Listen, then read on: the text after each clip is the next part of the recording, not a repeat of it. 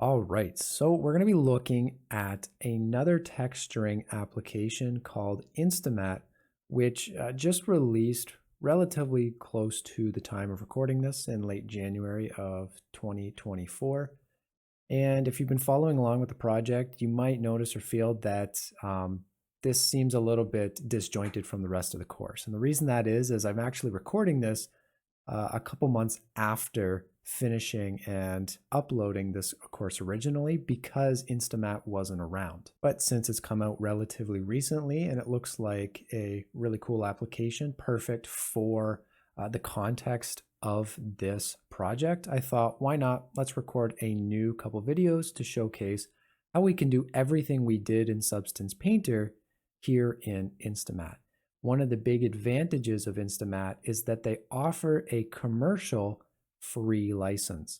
So you don't have to go ahead and pay for a license. You can start using this out of the box for free, fully featured, and you can even use it commercially. I know a couple of people have offered some feedback saying that they weren't interested in paying for Substance Painter, and quite frankly, I don't blame you. So go ahead, take a look at the navigation setup video for InstaMAT at the beginning of this course. If you haven't seen it already, it'll show you how to go and get this, set it up, and some kind of quick, easy navigation, which we're going to be using throughout this and the next video.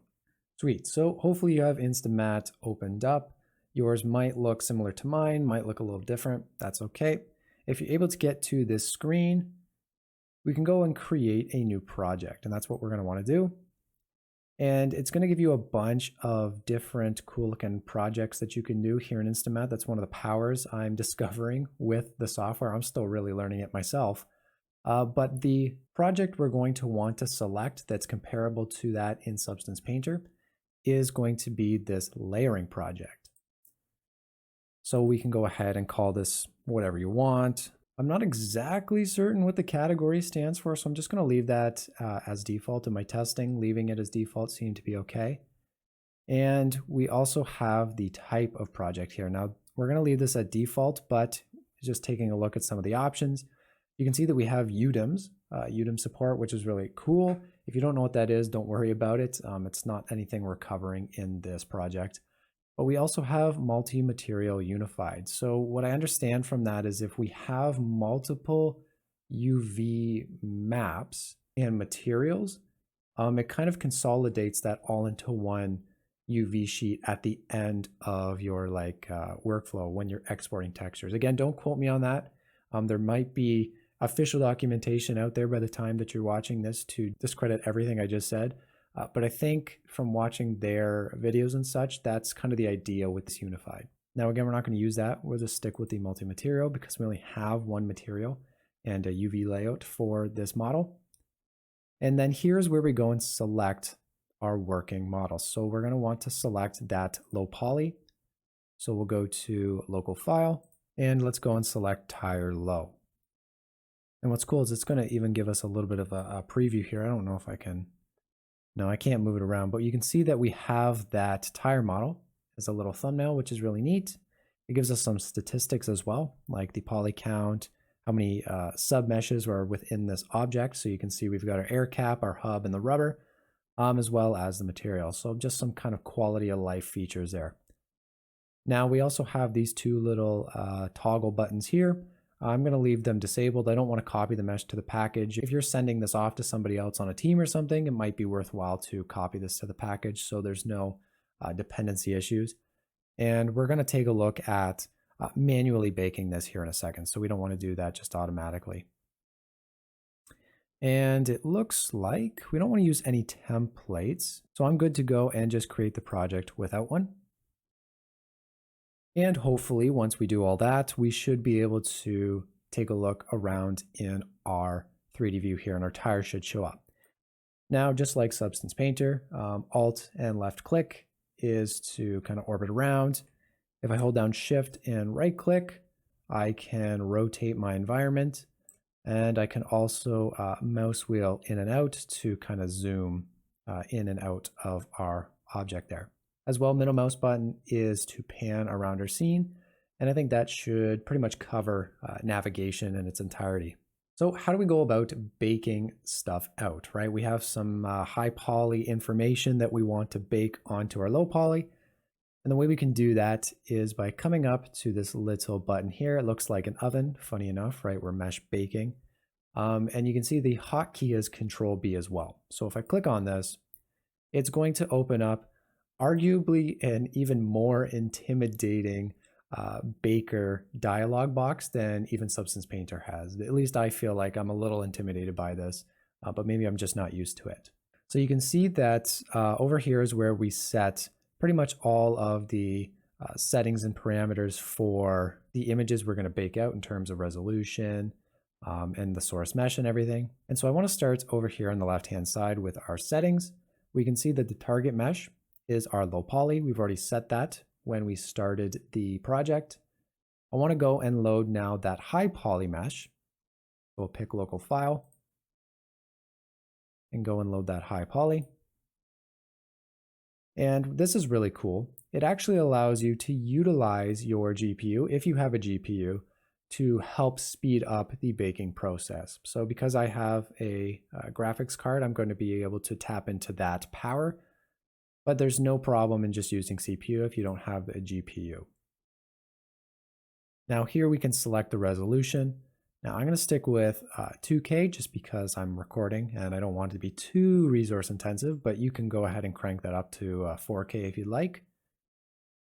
And then here's a really cool feature that I've come to really like with working in InstaMAT, is that we can super sample the baked textures, which ultimately increases the size of the baked texture, and then it down reses that to fit what our working resolution is.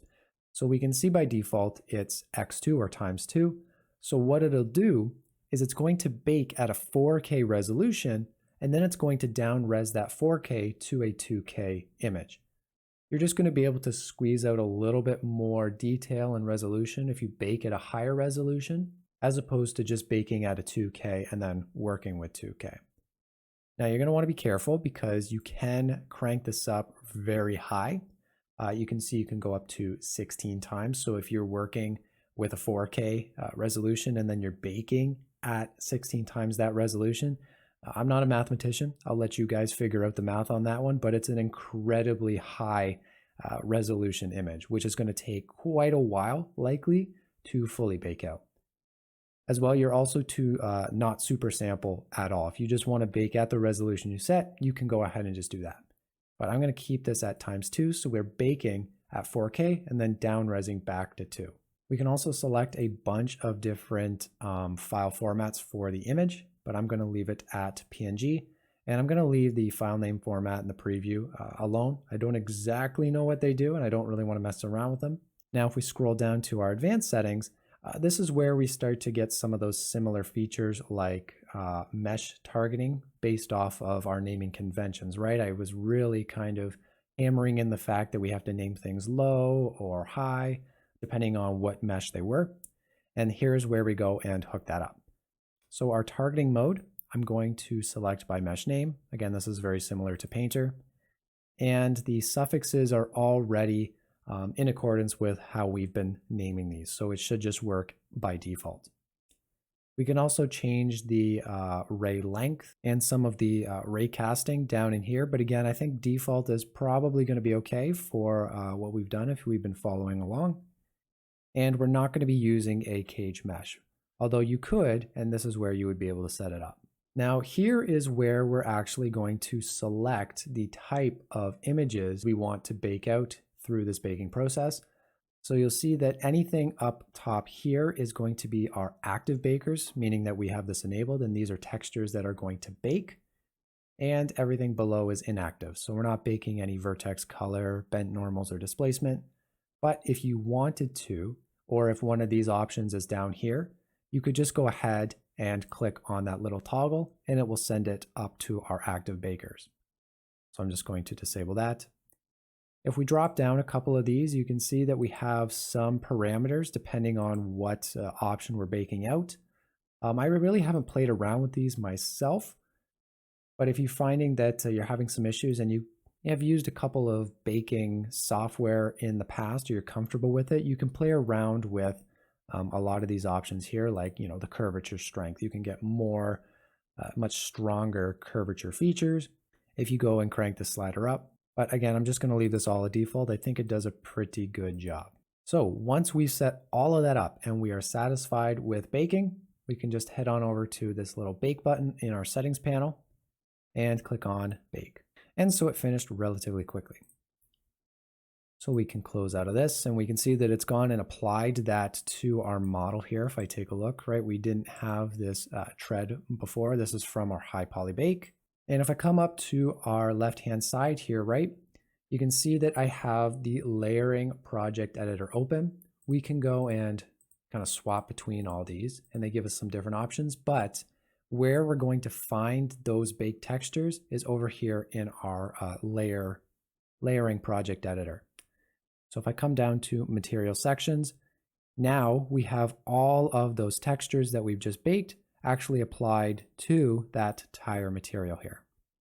So if I click on this, we can also see that it's baked these out and put them in our assets images category here in our library.